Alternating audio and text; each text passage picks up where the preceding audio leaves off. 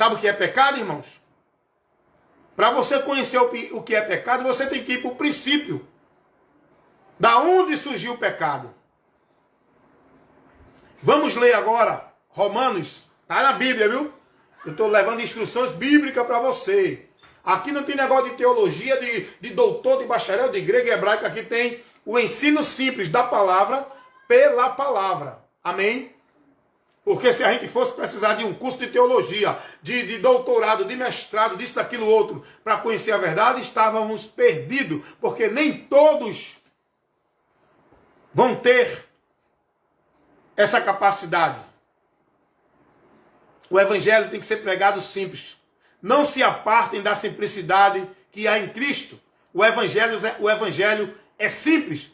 Tem muita gente criando muitas coisas. Aí cria um movimento espiritual, cria um sobrenatural, cria um movimento de mistério, cria um movimento de poder, cria um movimento de reteté, de prá, de tititi. Com isso, você está se afastando do evangelho de Cristo, que é simples, desviando e apostatando da verdade, sendo levado por esses ventos de doutrina, através desses enganadores que usam o nome de Deus para persuadir você, que é simples, que não examina. Então, pecado. Para a gente conhecer o que é pecado, a gente vai para a palavra de Deus.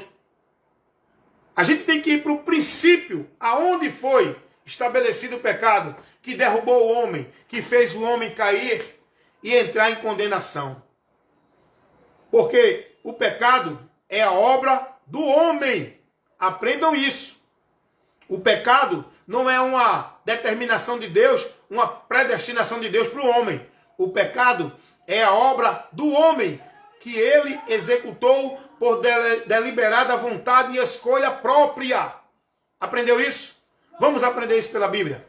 Romanos capítulo 5, versículo 12. Paulo, dentro da carta aos Romanos, Paulo fala muito sobre isso, sobre o pecado. Romanos capítulo 3, versículo 23, Paulo vai dizer: porque todos pecaram e destituídos, afastados, estão da presença de Deus, da glória de Deus. Mas lá em Romanos capítulo 5, versículo 12, Paulo vai dizer assim, Paulo está ensinando, isso é doutrina, que Paulo deu para os irmãos lá e que nós temos que receber aqui. A doutrina que fortalece, que edifica a igreja, é o que está nas cartas apostólicas. O mesmo ensino que foi levado pelos apóstolos para corrigir, para instruir, para exortar, para demonstrar a igreja, é esse ensino que nós precisamos para ser edificado. Não é isso que ensinam hoje, não. Não é esses movimentos aí, não, que diz que é doutrina, avivamento profético, culto da palavra. Tem nada de palavra, meu irmão. Vigia, sai desse meio.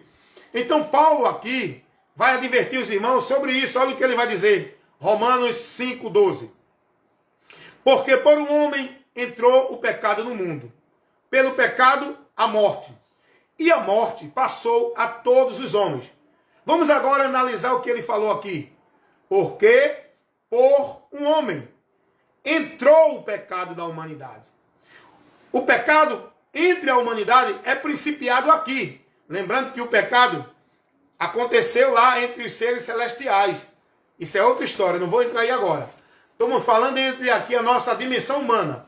O pecado na humanidade, ele foi originalizado a partir de Adão, que foi o primeiro homem, quando Paulo vai dizer, por um homem entrou o pecado no mundo, e aí a partir do pecado veio a morte, que morte aqui está dentro do contexto de separação. A morte aqui não é a extinção. A morte aqui não é a do corpo. A morte aqui é separação. Vamos para Éden. Vamos para Gênesis. Vamos para o princípio. Como foi que o pecado entrou no mundo? Como foi que surgiu a morte, que Paulo vai dizer aqui aos Romanos 5,12? Como por um homem entrou o pecado no mundo, pelo pecado a morte, e a morte passou, olha para aí, a todos os homens, não por causa de Adão, porque todos pecaram. Não foi só Adão que pecou. Toda a humanidade também pecou. O homem é responsável pelo seu pecado. Eu não vou dar conta a Deus do pecado de A, B ou C. Eu vou dar conta a Deus de mim. Romanos 14, 12. Cada um dará conta de si a Deus. Cada um é responsável por si a Deus.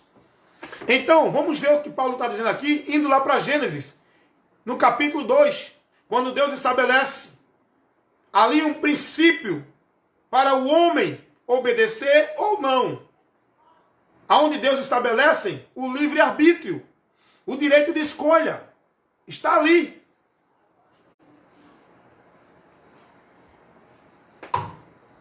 Existem doutrinas e pastores que pregam, principalmente os pastores que têm a ideia da doutrina da predestinação fatalista incondicional, que é essa doutrina da predestinação.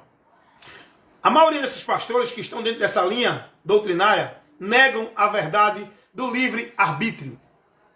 Negam a verdade do direito de escolha que Deus deu ao homem, a criatura racional, inteligente, que foi dotada com volução, direito de decidir e escolher. Só nós temos essa capacidade. Deus criou o ser com inteligência, com consciência, com entendimento, para tomar as decisões pelo qual ele vai ser responsabilizado. Deus não toma o culpado por inocente. O homem vai ser julgado pela sua culpa, pela sua obra, que é o pecado. O pecado é a obra do homem, amém? Que fez o homem se separar de Deus. O pecado não foi uma coisa determinada por Deus.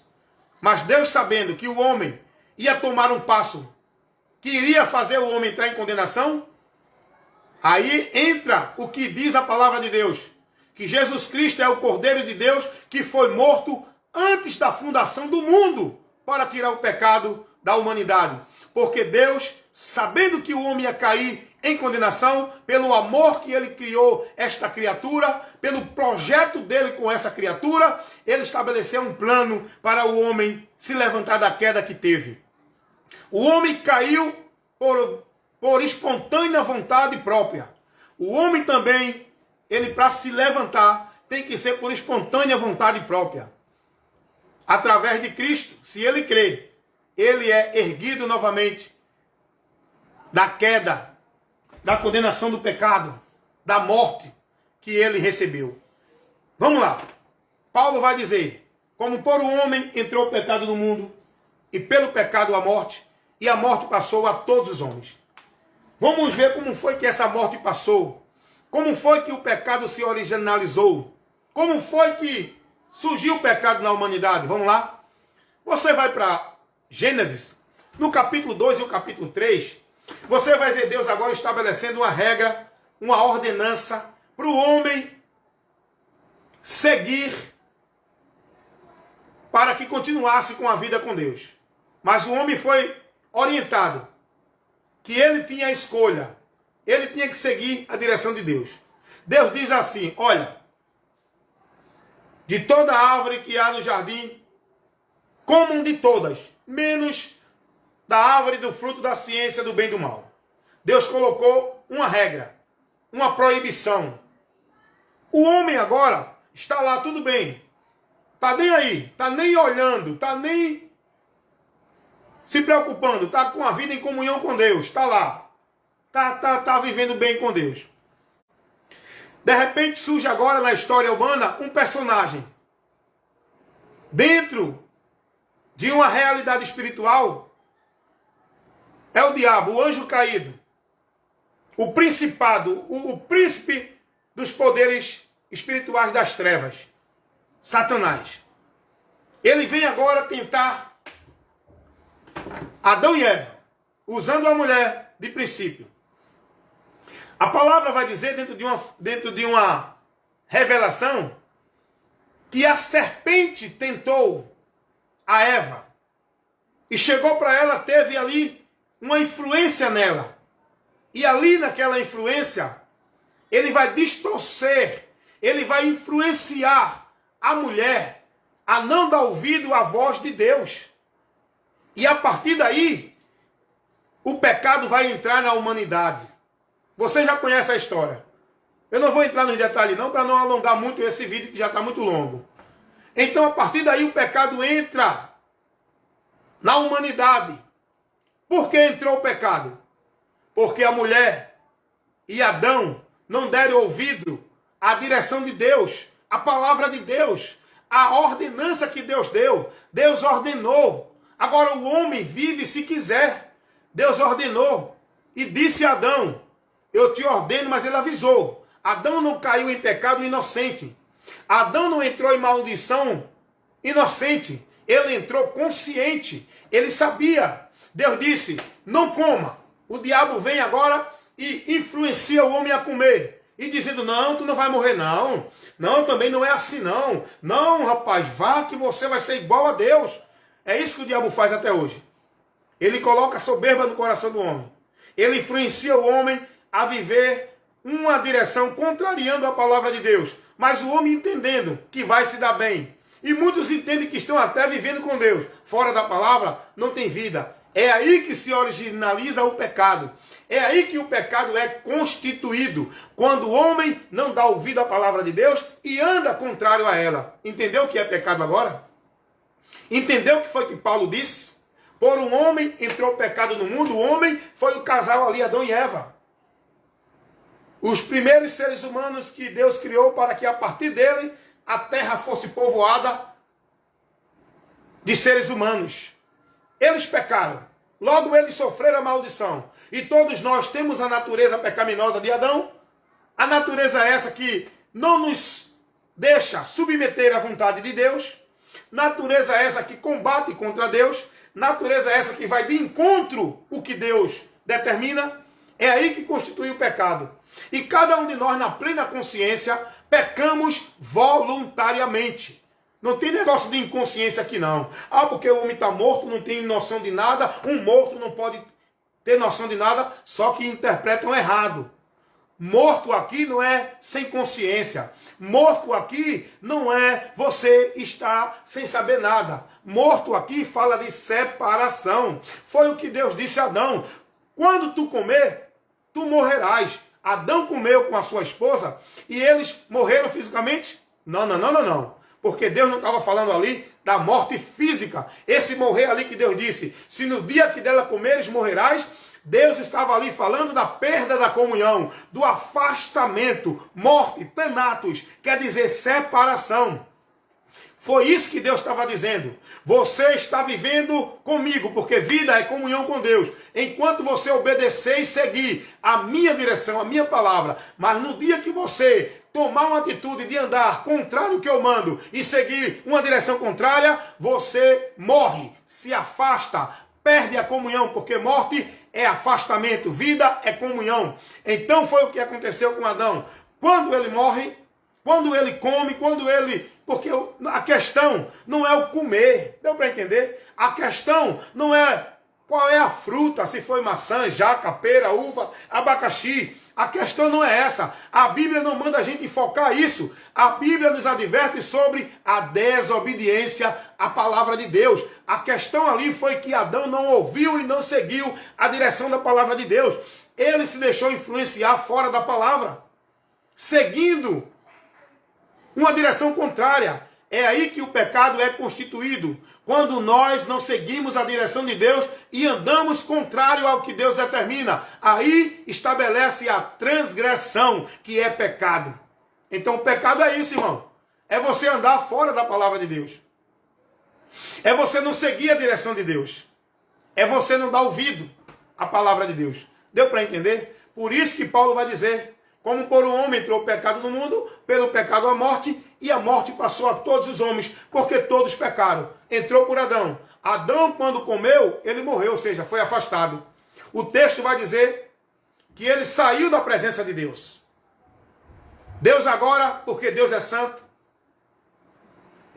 o homem, pela sua atitude, recebeu a pena do pecado. Deus agora também é justo. O homem foi separado da presença de Deus e recebeu a punição da morte eterna. Porque morte é separação. A separação eterna.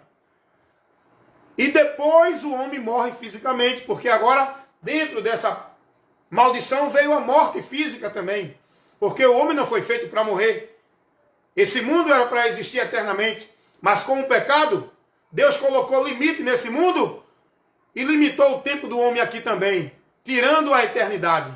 E agora o homem passa a morrer fisicamente. Quando Deus diz, porquanto tu és pó, e ao pó voltarás. O ser humano que Deus criou, formou esse corpo para habitar aqui, e deu a vida, que é o ser real, ele agora vai sair desse mundo. E o pior de tudo, escutem, ele vai sair desse mundo e não vai ficar extinto, não. Ele vai sair desse mundo e não vai ser aniquilado, não.